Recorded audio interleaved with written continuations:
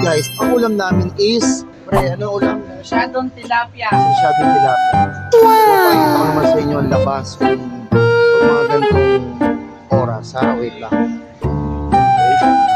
So, ayun guys, bumili kami ng bagong mantika. Nasa Masyadong bagong tubig. Ito ang bago. Dilaw na mo dilaw. yung kulay sa puro mantika. Ngayon, ito.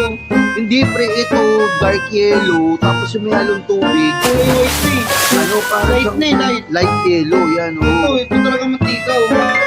Isa na pre, sinuli mo yan. Ano, dami ko eh. Hindi. Ano mo sa pinagbilan mo, ibig sabihin, tignan mo yung ano, yung talagang mantika oh. Sa inyo may halong tubig na eh. Grabe naman mga tao ngayon.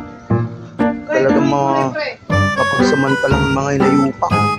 Light na to, pre. Ito guys, ito yung sa gilid ng peso ko, papaitan naman po yan.